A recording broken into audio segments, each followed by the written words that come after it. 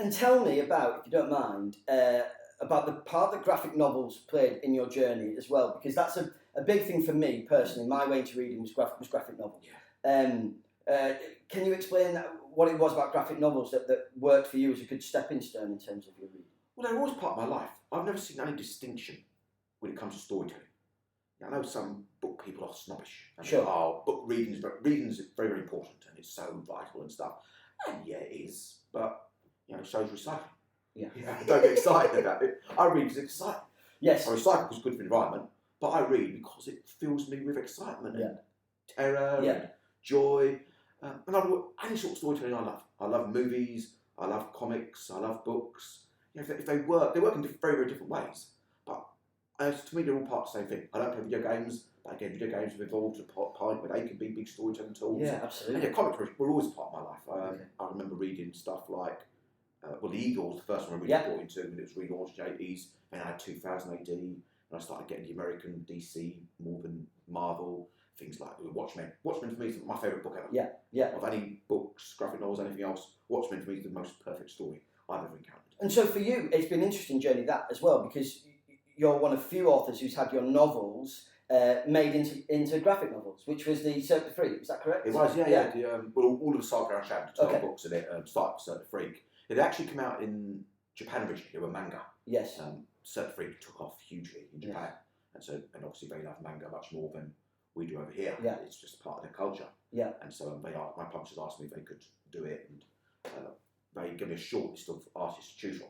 Right. So I looked at their sort of some rough work samples they did, and the guy I picked was actually just a beginner, but he had this real great storytelling style. Okay. There's no dialogue in the rough samples, but his sort of story just flowed. Okay. And even though his artwork wasn't as advanced as the others, that storytelling appealed to me. Yeah. So I said, I'd love it if we could get him. Yeah. Takahiro Arai. Okay. And so he took it on, and he did a brilliant job. You can see he started developing throughout. The storytelling is there from the beginning, but it just gets better and better as it goes along. Great.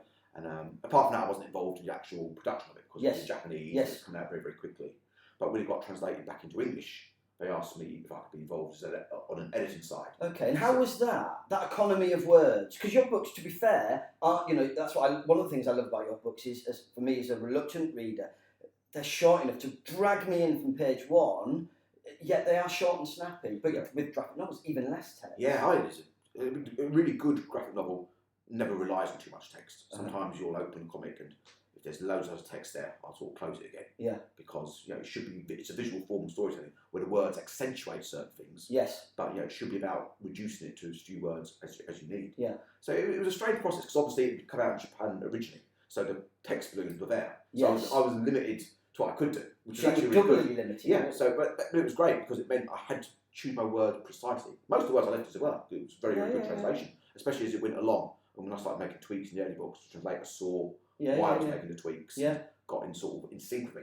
So for the last few books, there was very, very little I had to do. But yeah, it was the closest I've come to experiencing my books the way readers will.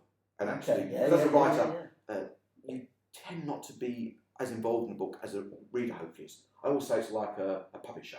Okay. And out in the audience, you see the puppet show and all the costumes, the characters, and the sets. As the puppeteer, you just see strings going down. Right. You're looking down, and that's all you see. You never get to see the show from the front. Yeah. With the manga, because it was done by someone else, and I was only involved in the editing process. I was able to actually read it as a story.